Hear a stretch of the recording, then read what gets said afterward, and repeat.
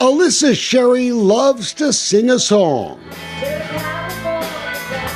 And she's one of those folks who likes all of us on social media to look at her. Well, her interesting self-portraits, that is. But it's not her voice that's the focus of this family injustice investigation. It's the song she's singing that's destroying so many damn lives across Texas.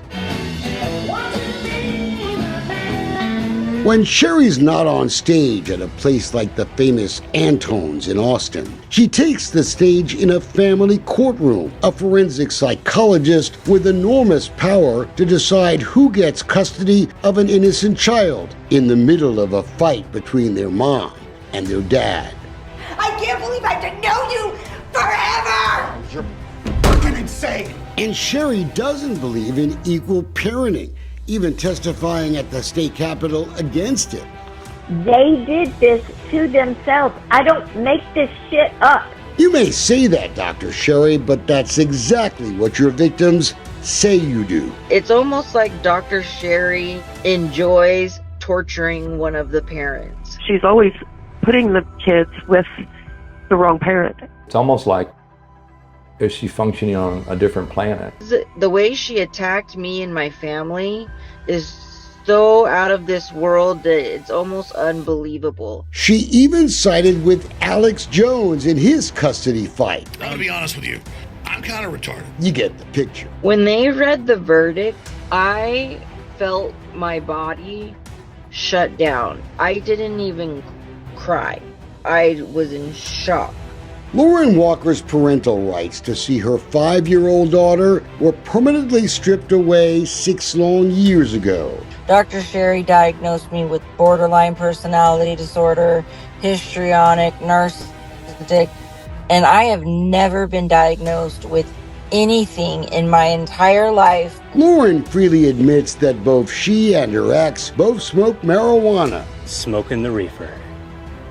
But he's the one that got convicted of physically attacking her.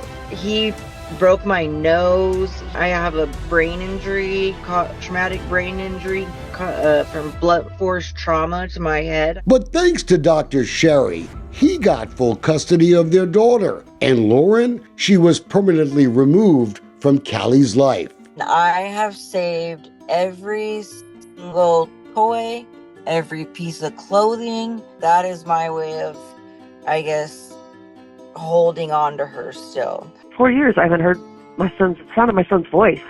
Cindy Shaboltz lost her parental rights to her teenage son. I took him all over the world to see things, and just, we got along. There was no drugs in my case.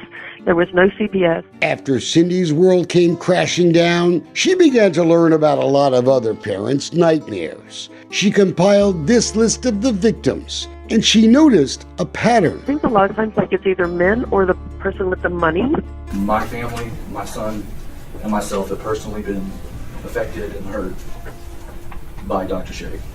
19 mothers and fathers went before the state panel that gives Dr. Sherry her license to rip families apart, pouring their heart out. And since then, I have not held my son, who I love with all of my heart, for over a year. And I just ask that y'all just do something. Lynn Parker is a career cop. He's now married to a woman who lost her rights to all 3 of her children, thanks to Dr. Sherry. Sherry had never met my wife. Sherry never met the children. I have never, ever been disciplined by my board. Every single complaint that those people have filed against me was dismissed because it was frivolous. The other parent in every single one of these cases is grateful as hell. He's just a wonderful little boy. He's 8 years old now. Austin child psychiatrist David O'Connor learned too late about the complaints against Dr. Sherry. Because of her, he only gets to see his own son 2 hours every 2 weeks, a visit supervised by a stranger. It's really, really important that every child, son or daughter, has both parents in their life. This well-respected doctor has been fighting for equal parenting for his own son for years. 5 years ago, Dr. O'Connor went back to court to seek shared custody. That legal battle is still underway. That's too long. But a couple of years ago, the mother went to the Williamson County Courthouse. She obviously came to the right place for what is sadly another growing racket in a family court system full of them. Anybody can say whatever they want. I can completely make stuff up. And if I go down to the court, 9 times out of 10, they're going to grant it because the judge doesn't know. According to the Texas Office of Court Administration, Williamson County hands out more protective orders than any county court in the state. And Attorney Marshall Thompson, the lawyer on the other side of the O'Connor case, gets a lot of them, especially in Judge John McMaster's court. It's no longer a secret that some parents are using the protective order system as a weapon to get final custody. To do the protective order as part of your case, it gives you more leverage in negotiating settlement. David wasn't even initially warned it was happening, so he could defend himself. One of the principles our country's founded on, the ability of due process, the ability to confront your accuser, the ability to defend yourself. The mom and her lawyer had gotten a sworn affidavit from, you guessed it, Dr. Sherry. One of the big complaints against O'Connor, he was going to his son's events to watch him play. Boy, that's a crime. Go from one day from seeing my son on a regular basis to suddenly not seeing him based upon false reports to get a protective order. She knows what she's doing. She's not incompetent, so it's either a mental illness, addiction, or corruption. And that's not a parent who's been on the wrong side of Dr. Sherry's rulings. That's Dr. Brooks McKenzie, an expert at assessing a psychological evaluation and also the relationship between a parent and a child. McKenzie says Sherry failed to do that. If Alicia Sherry were to go down for what she actually did, there are dozens, if not hundreds of other cases she's worked on where she's likely done the exact same thing. So every one of them comes into question, and every single attorney who's repeatedly used her, and I bet you're going to find a handful that use her all the time. Somebody like Brooks McKenzie is a freaking joke. It's nice to see all these doctors getting along so famously. Quoting, Dr. Sherry's evaluation in this case was likely tainted by a prohibited conflict of interest and exploitation of the parties. That's what a second expert brought in by David O'Connor said, Dr. Joanne Murphy, who reported Dr. Sherry had watched David O'Connor and his son at home together, but just didn't bother to mention it in her report. I'm a human being. Of course, there are going to be errors, but if I am so off base and I am so wrong, these people have their day in court. Boy, we know just how fair our Texas family court system seems to be. Don't you start questioning whether or not you really know what you're doing. There's so many people that say you don't. Don't you understand that on the other side of those cases are parents that say, I saved their children?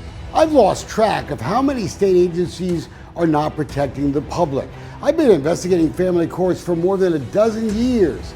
And let me tell you something, it's all screwed up. The ethics, the delays, the money, it's all got to change.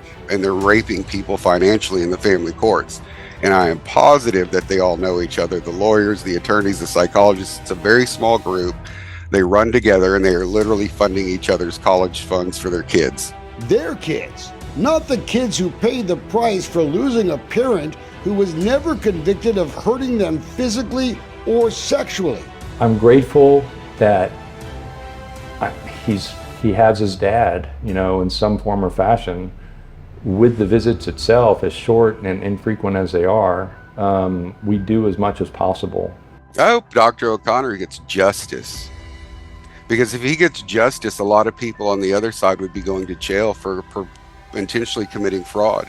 And actually, I believe everyone on the other side, including Alicia Sherry, should be charged with child abuse. If no child comes out of this better off, except for those that really were abused, which is a very small percentage.